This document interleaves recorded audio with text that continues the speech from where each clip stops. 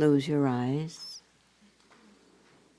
or if some of you don't like to close your eyes, have them half open, but looking downward. As a witness, the movements going on around you and within you.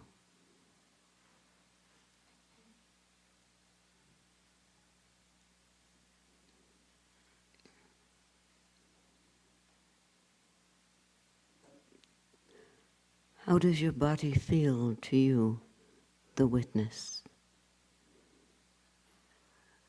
Does it feel solid? A heavy feeling? Does it feel as if it is the central part of the universe? Messages going out and coming in, as if the body-mind entity were a broadcasting house, connected to the moon, the sun, the stars, every living entity.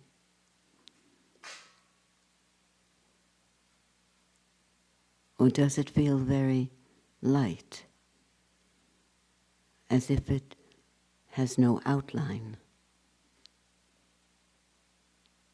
as if there's no inner and outer?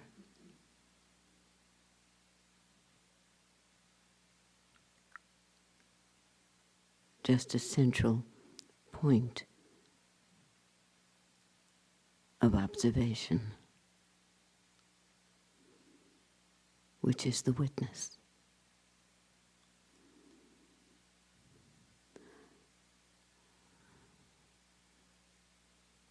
Neither one is better than the other. It's just to make us all aware that there is a separate entity observing the body. So that means that entity is not the body. It is separate from the body. It is the witnessing I. So take one moment just to observe the feelings, the sensations of your body, but as a separate entity.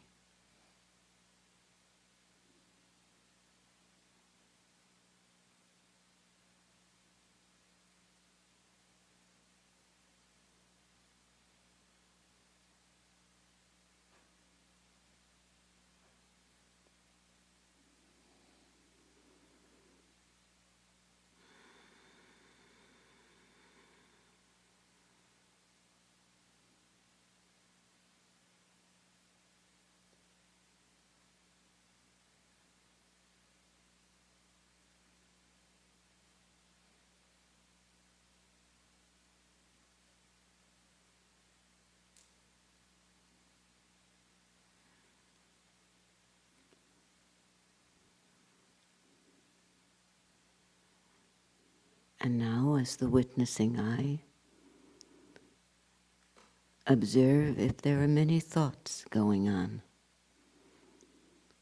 Or does the mind seem rather quiet?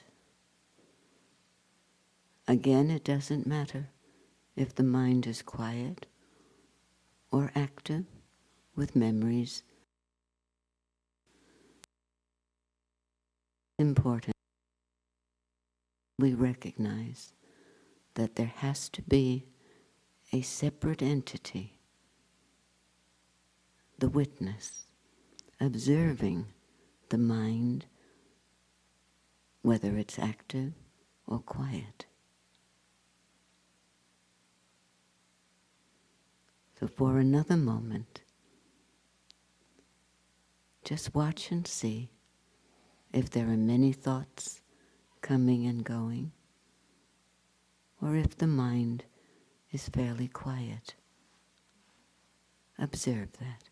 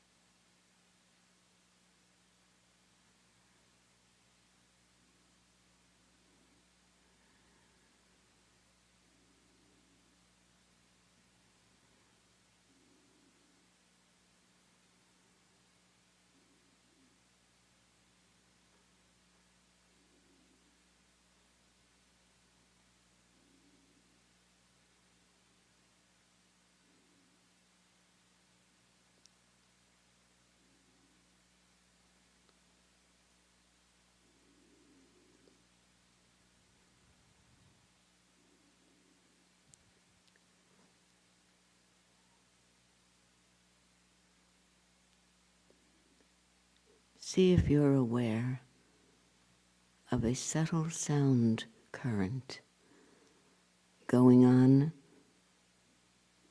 probably most commonly on the right side of the head, or it could be any part of the head. It's most often perceived as a ringing or a high frequency sound.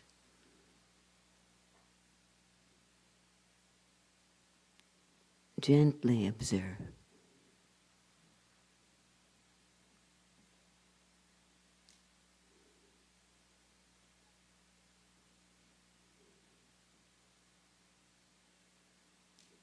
It may sound as if it is the sound of insects in the woods at night.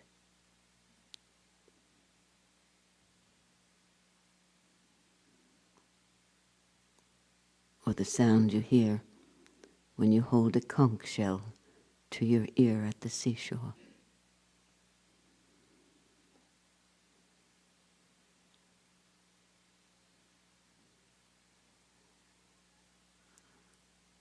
This is called the anahat nada, the unstruck sound. Anahat nada. Nadam.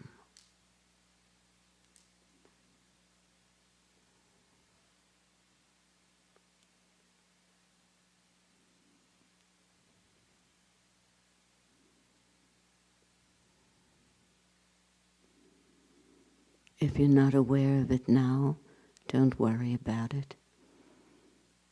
This is our eternal sound current, always present.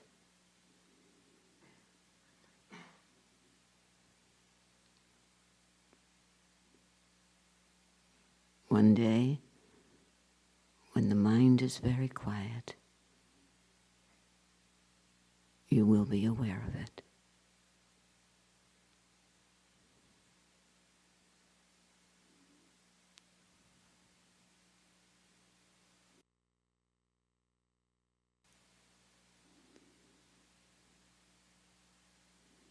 If you are aware of that sound current, keep your attention gently on it. The sound will draw you deeper and deeper into a state of deep awareness, meditation.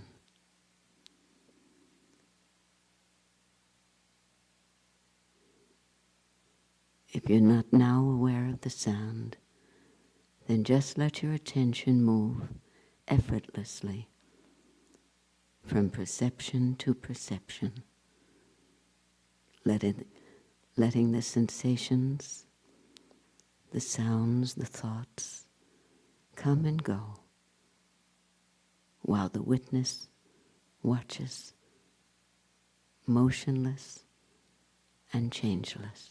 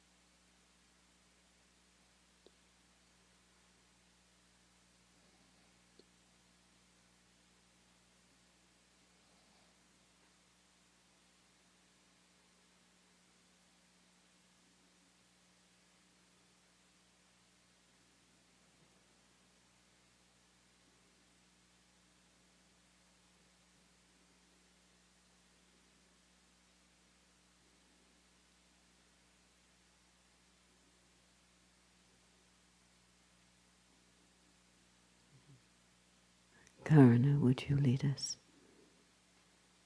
in a moment or two of chanting? A couple minutes of chanting.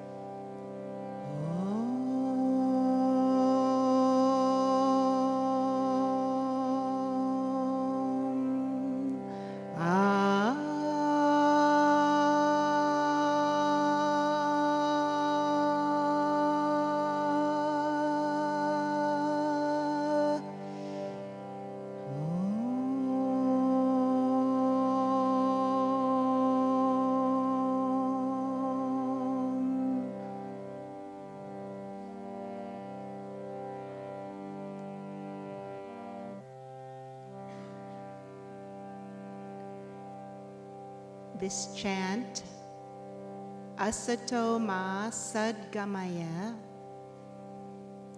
it is on that chant sheet at the bottom, but also if you don't want to look at the sheet, you can just follow or just listen. Up to you.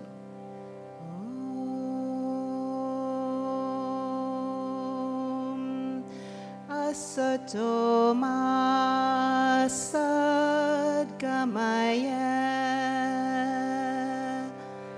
Asato Ma Sadgamaya,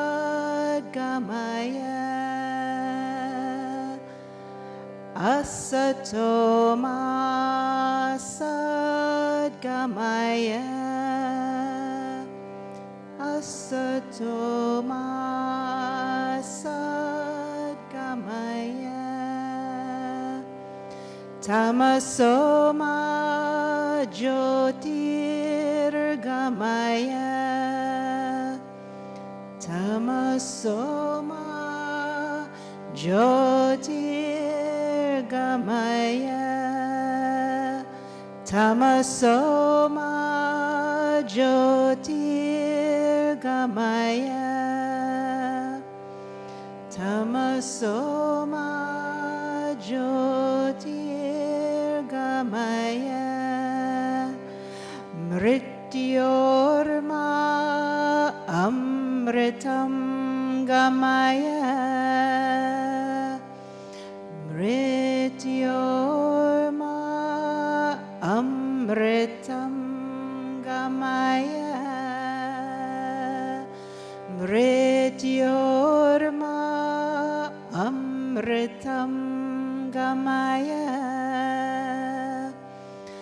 Mrityorma Amritam Gamaya. Together. Om Asato Ma Sadgamaya, Tamaso Ma Jyotirgamaya, Mrityorma Amritam Gamaya.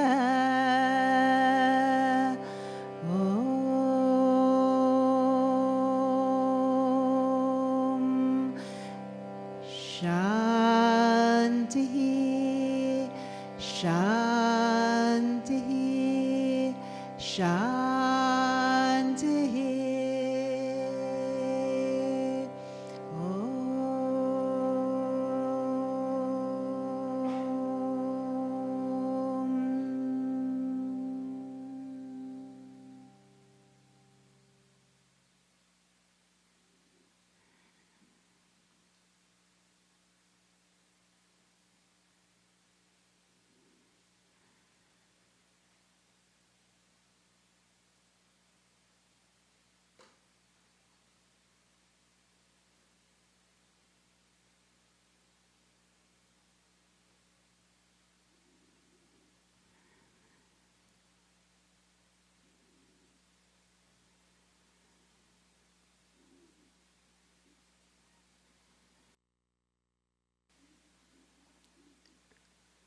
Thank you, Karen.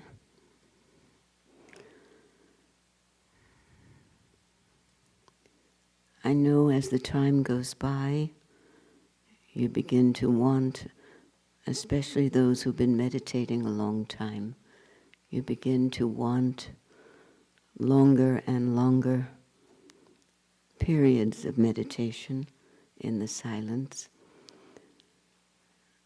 But I take pity on those who I hear who have not been meditating, and so they need just smaller doses.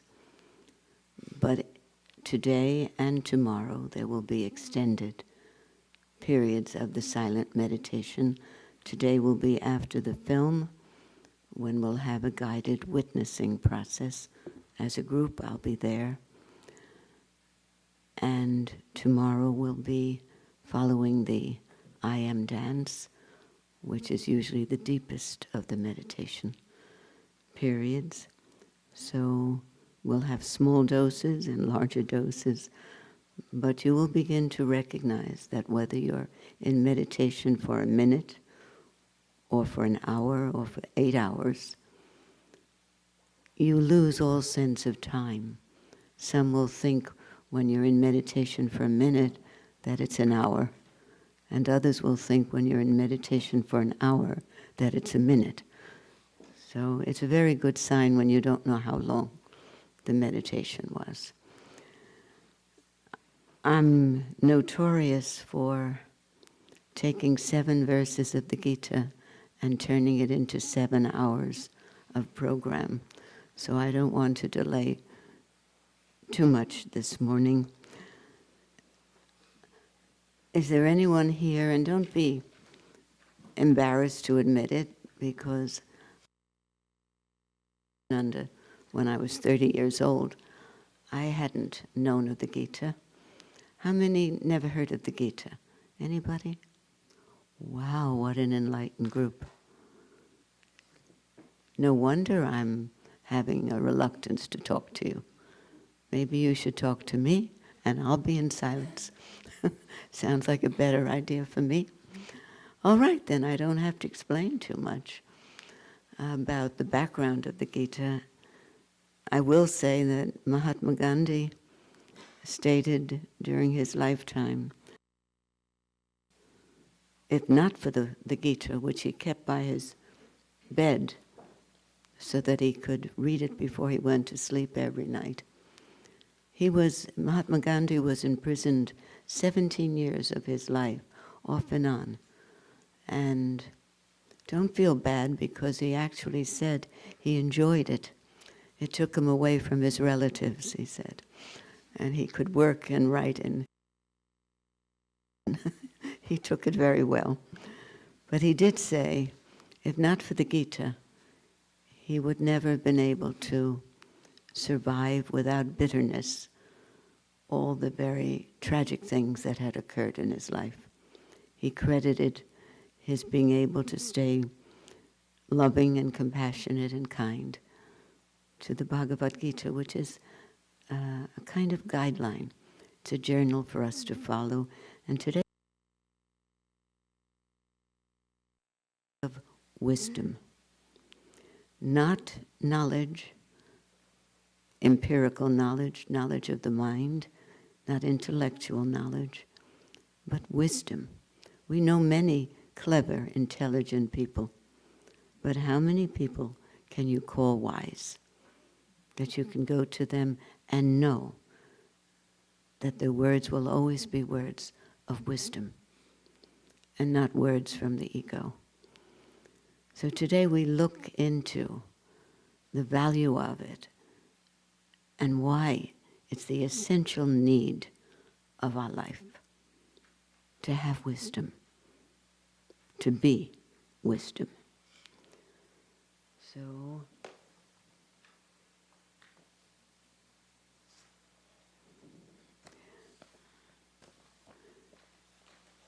I think we can begin with verse 34, and Karuna will lead you in the chanting, again taking line by line and then doing it together.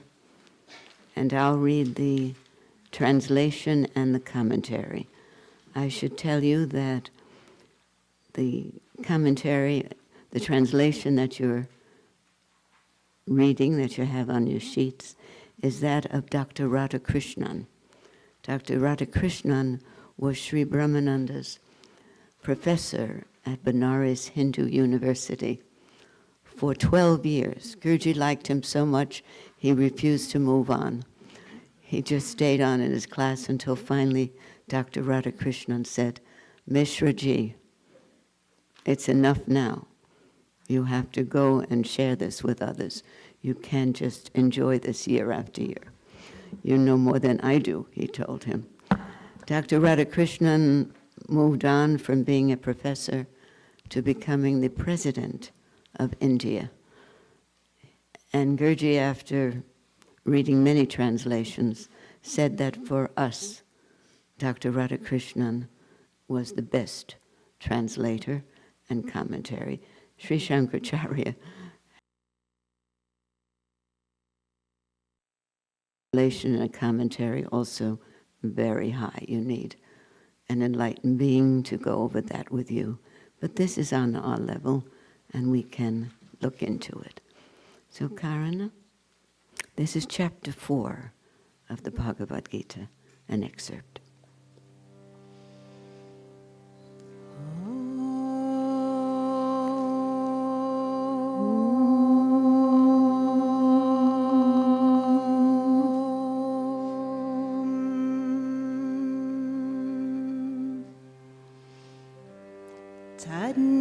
Tadvedi pranipatena, tadvedi pranipatena,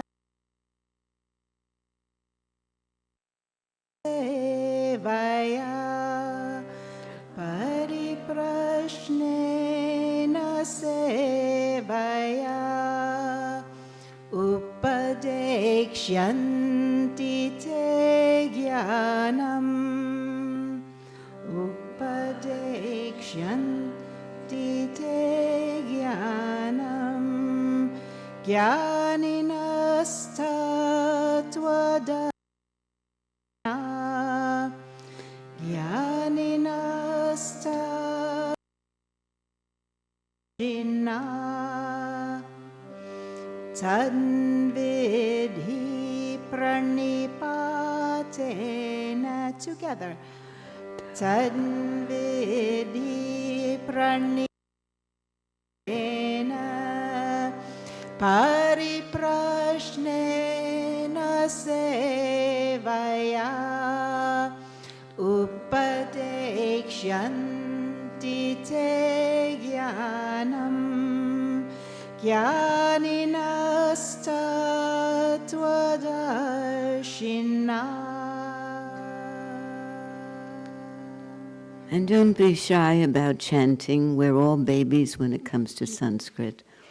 But we were told by Sri Brahmananda that if it's pleasing to our ear, if it reaches something deep inside of us, it means that it has been. We have chanted it, we have studied it before. inner life. So feel free to chant, and you'll be surprised at how easily you move into the rhythm of it. This is Lord Krishna speaking to Arjuna, who has come to him in a state of depression and rebellion, meaning refusing to struggle anymore and refusing to cause his relations difficulty and violence.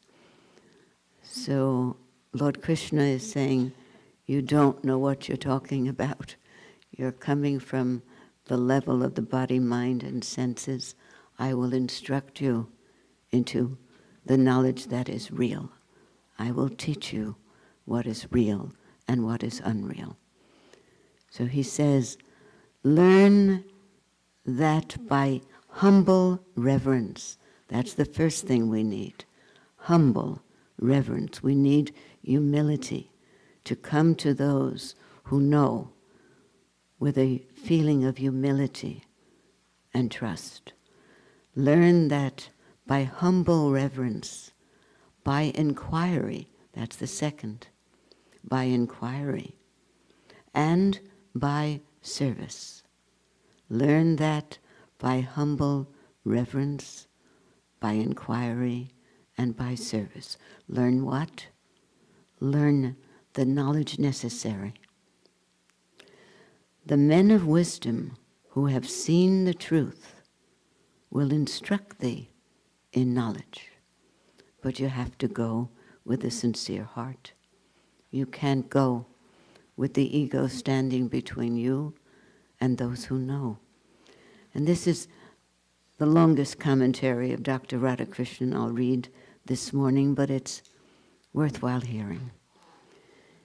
His commentary is, wise men will teach us the truth. He's saying they will teach us the truth. The truth cannot be taught, but they can talk about what is not true. And in that way, point the way to the truth. Wise men will teach us the truth if we approach them in a spirit of service and reverent inquiry. Until we realize the self or the truth within, we must act according to the advice of those who have had the experience of truth, of God, of godliness. If we accept what is said in the scriptures or taught by the teacher in unthinking trust, that will not do. Reason must be satisfied. We're hearing something very pleasing to us. We're hearing that we should not just accept blindly what is said, even if these teachers appear to be enlightened. We have to also use our own reasoning, our own power of inquiry, and real teachers, true teachers, expect that. They want us to inquire. If we accept what is said in the scriptures or taught by the teacher in unthinking trust, it won't do. Our reason must be satisfied. He or she who has no personal knowledge, but has only heard of many things, cannot understand the meaning of the scriptures, even as a spoon has no idea of the taste of the soup. That always makes me smile every time I read it. I've been reading it for 47 years, and it still always makes me smile. The person who has heard of many things, just heard, only heard, handed down knowledge, cannot understand the meaning of those scriptures, even as a spoon has no idea of the taste of the soup, although it brings that soup to our mouth. Our mouth has to experience that soup. We must combine devotion to the teacher with the most unrestricted right of free examination and inquiry. Blind obedience to an external authority is repudiated. And today, this was written, I don't know how many years ago, this commentary of Dr. Radhakrishnan, but at least 50 or 60 years ago. And yet, he was saying then what we can say today, even more so. Today, there are teachers who require of their followers unthinking obedience to their dictates. They seem to believe that the death of the intellect is the condition of the life of spirit. Many credulous and simple-minded people are drawn to these teachers not so much by their spiritual powers as by the publicity of their agents.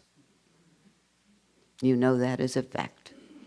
One of the qualities that drew us to Sri Brahmananda in the beginning and kept us with him is that he didn't advertise. He shunned that. We would say, Guruji, you know, we can get this in the New York Times. Don't bother. Just come to program. Guruji, you know, we've arranged for you to be on the radio.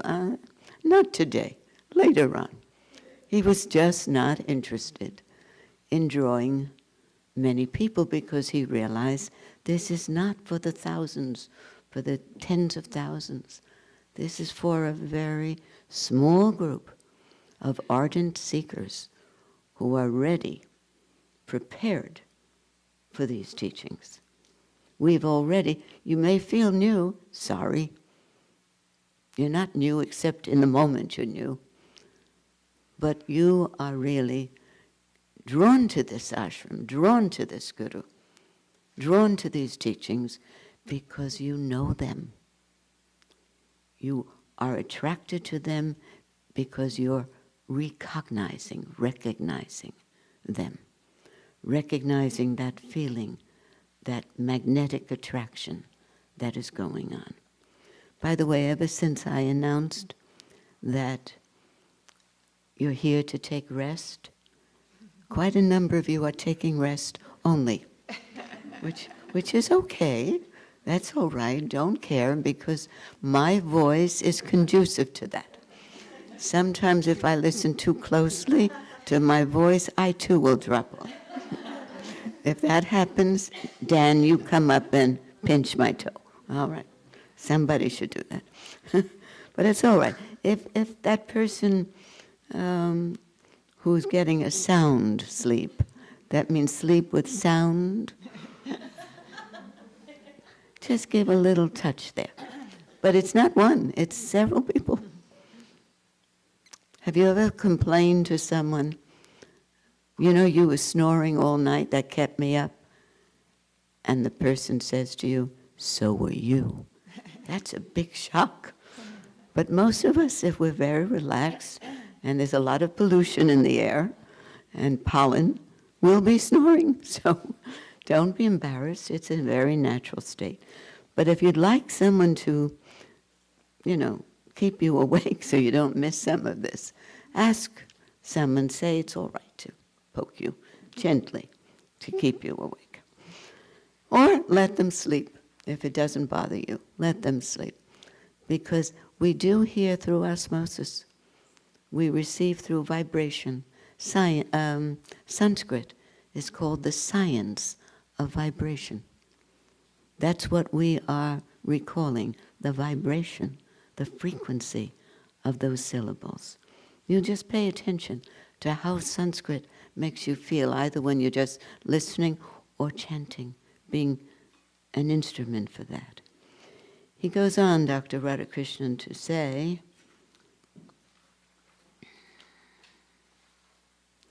many credulous and simple-minded people are drawn to these teachers not so much by their spiritual powers as by the publicity of their agents and our human weakness for novelty, curiosity, and excitement.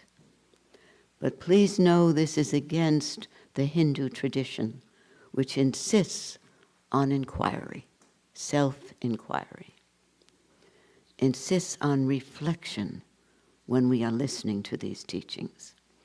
Mere intellectual apprehension will not do, however. Our intellect can only give fragmentary views, glimpses of the beyond, but it doesn't give the consciousness of the beyond. We must open the whole of our inner being to establish personal contact with that unknown. The disciple has to tread the interior path.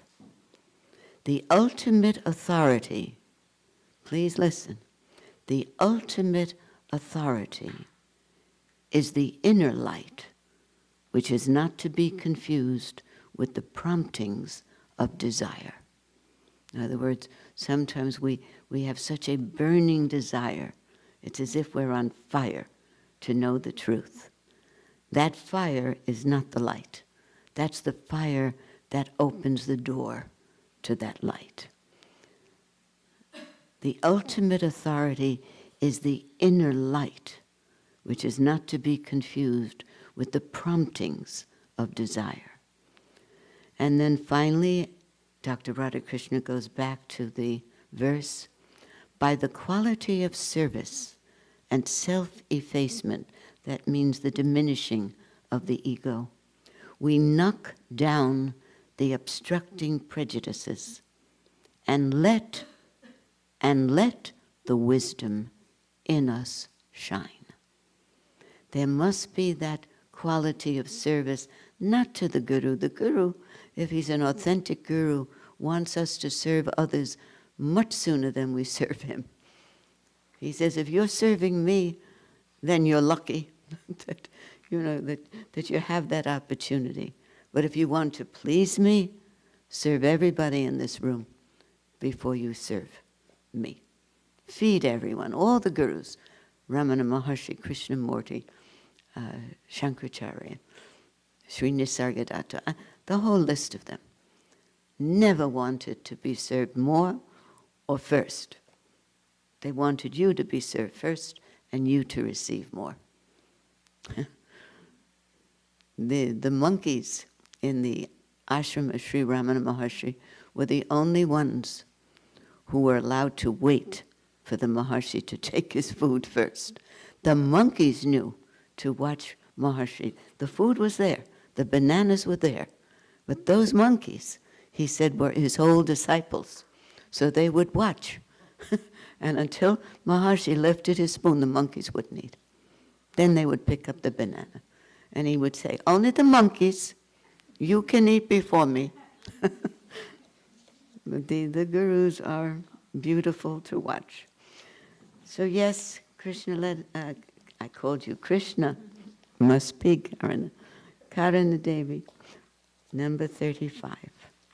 This is in praise of wisdom.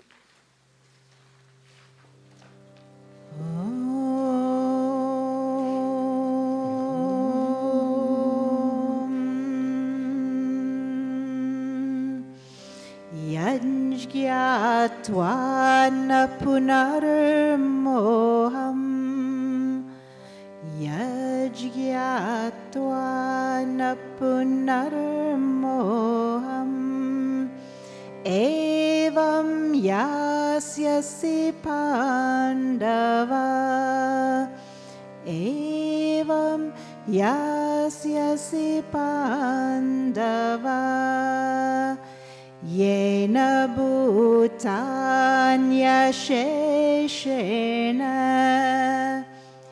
Yena bhutanya sheshena Drakshyasyatman yato mayi Drakshyasyatman yato mayi Yajñātvā na punarmoham Evam yasyasi pandava bhutanyasheshena drakshyasyaatmanyato mai.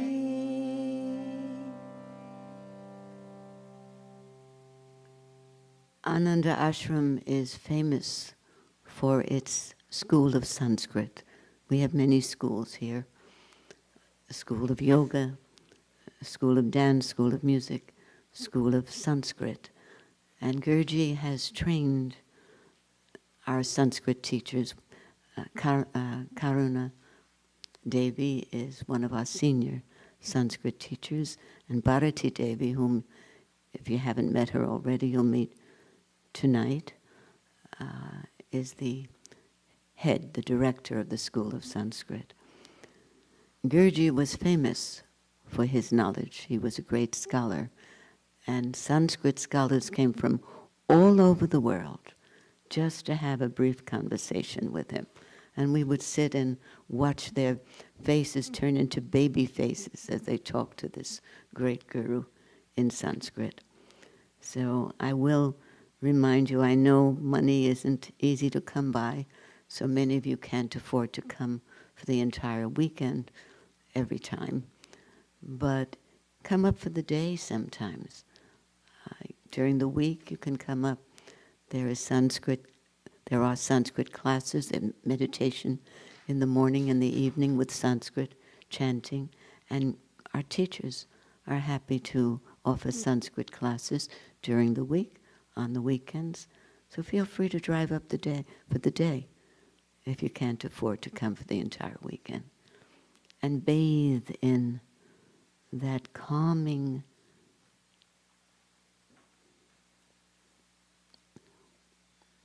nourishing sound. That's the word that comes. It revitalizes us.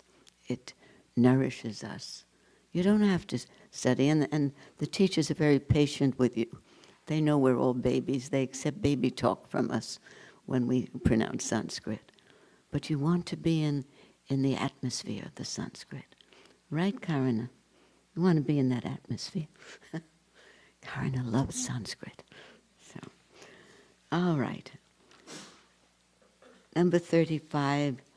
When the sense of difference is destroyed, actions do not bind.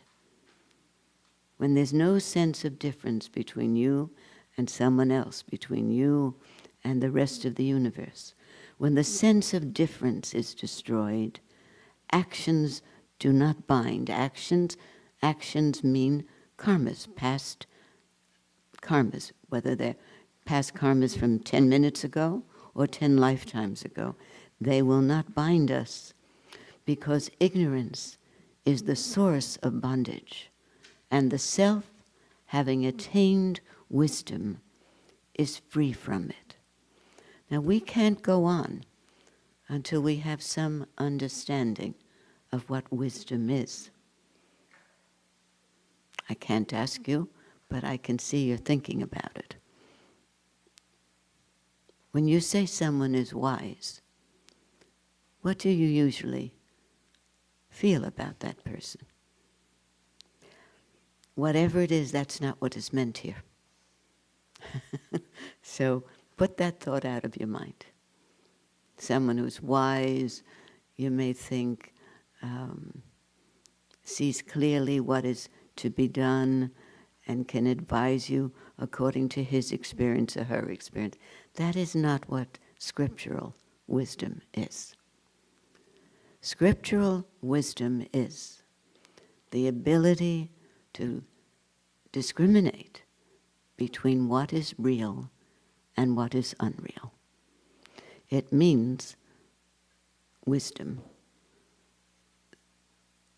That individual who is no longer asleep, no longer engaged in the unreal, attracted to the unreal, but only is attracted to what is real, what is true, what is authentic.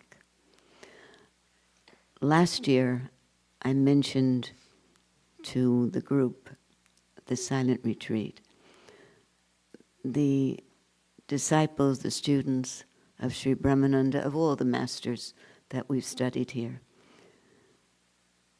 We learned so much. We had so much gratitude for what we had been taught, because we saw already it had begun to free us, change us, transform us. But when we looked at what was the most essential teaching that we had learned, what was the most important teaching that we had learned, there were two major teachings. One was that we have a body and mind, but we are not the body and mind. We have it, but we are not the body. We know what we are not, and that's on my refrigerator. I am not the body and mind. Actually, that helps me to eat less. Then I take care of the body a little better. But the second teaching is that all our suffering, all our sorrow, all our pain, all of it is due only to wrong thinking. Not to anything happening, but to wrong thinking. So the job that the wisdom has to play in us is each time we feel ourselves pulled down by the world for any reason, we know it's due to our own thinking. Not that the world is the problem, but our thinking about the world, that's the problem. Our thinking about the wrongdoing of another is the problem. And even worse, it is seeing that other person separate from us. So the wisdom that is meant here is the wisdom that comes when the mind is absolutely silent. We're in the here now, and we have returned to our original form.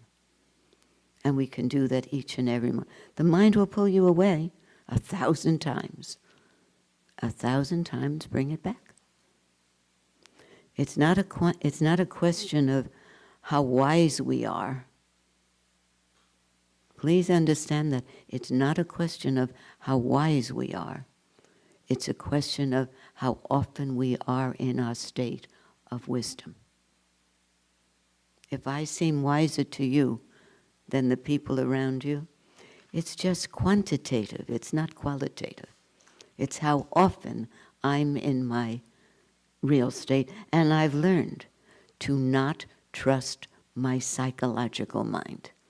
I trust my functioning mind that told me I had to get up at 6 o'clock today. I need that mind.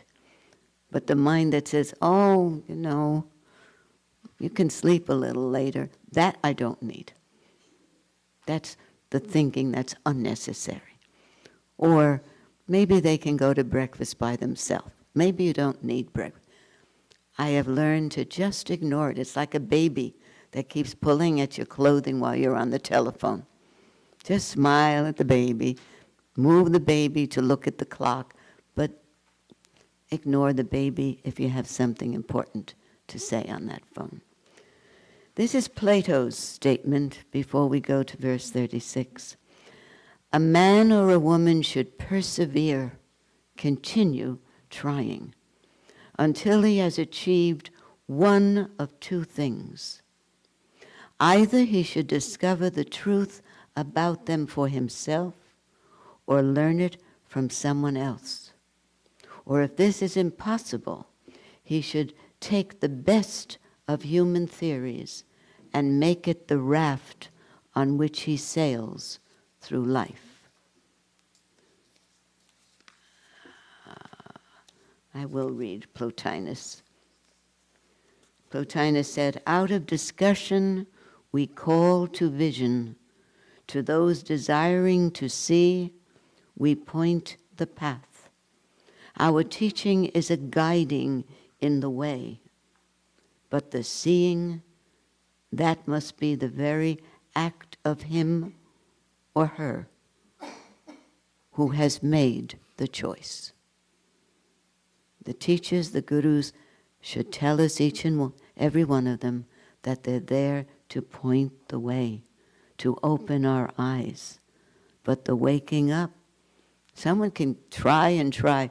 Our guru tried for 30 years, every day, to wake us up. And some of us just preferred to stay in the warmth of the ashram, in the warmth of the love of people around. But others who were ready, others who had had enough of the world, chose to just follow his instructions and allow ourselves to wake up. You know, the clock can wake you up, right? But it's up to you to get out of bed. The guru can't drag you out of bed, and he won't. It won't do any good. You'll fall asleep on the floor. You have to be ready. What's involved in readiness, that we hope to come to this weekend, what is involved. Karana number 36.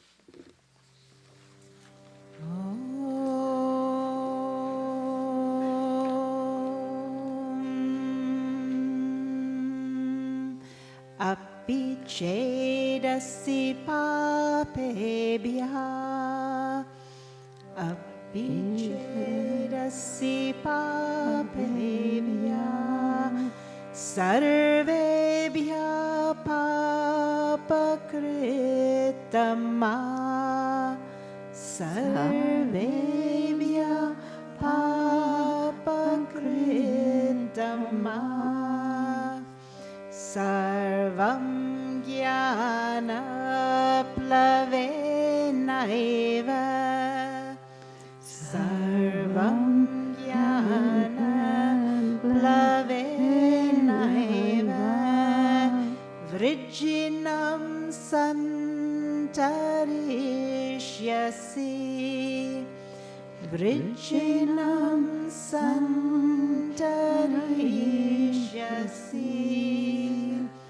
Api chedasi papebhya, sarvebhya papakritama, sarvam jnana plavenaiva, vrijinam santarishyasi.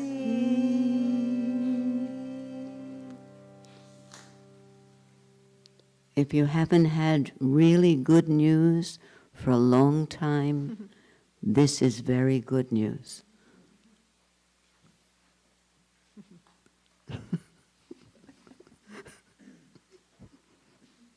I hope he's coming back, or else he's had good news all along. So, even if thou shouldst be, even if you are the most sinful of all sinners, still you shall cross over all evil by the boat of wisdom alone. What is meant by that? According to Sri Brahmananda, that the moment we are awake to what is the truth, we're no longer sleeping.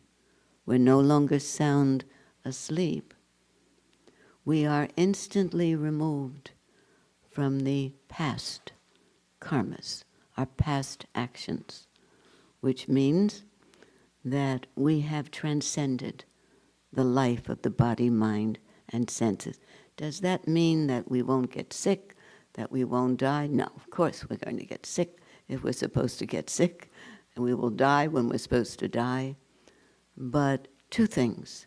One is that the body may be giving you trouble. Where's my friend Franny? Franny? Franny's there. Franny, the body may be giving trouble, but because our focus is automatically on a different plane, a different dimension, we don't experience that discomfort the pain. The body will go through what it has to go through. Sri Brahmananda's body was in pain most of the time. The body was experiencing pain. Body was paralyzed on one side, and so it began to move into uncomfortable positions. The hand, the arm was tight and tense. But until we asked him how he wasn't aware. And we'd say, is the body hurting you? He said, let's see. Oh yes, arm is giving difficulty, is in difficulty. Or leg, I see. Why did you ask? He would say, I was fine before. He was fine. He did not have a stroke. He told everyone, I'm so sorry you had a stroke. Now, who had a stroke? Body, yes, poor body had a stroke. In time, the more you practice the art of meditation can't be practiced, but we can practice witnessing. In time, when we're established in that state of witnessing, nothing of the body, nothing of the mind even, can cause us to remain in suffering. We can feel suffering a little bit, but then we move to the plane of witnessing. And once we're awake to the truth, it's like having a dream that stays with you and it affects your waking state. You can't work because that nightmare keeps coming back. Sometimes a dream affects us like that. But once you're awake and you realize that was only a dream. We cannot dream unless we're extremely psychic. We never dream about something that we haven't experienced yet. We always dream about something that has happened in the past, if not this lifetime, other lifetimes. We're told by the enlightened. So once you realize that it's only from my past, and it's over, once you're awake to that truth, then you can let any unpleasant incident go.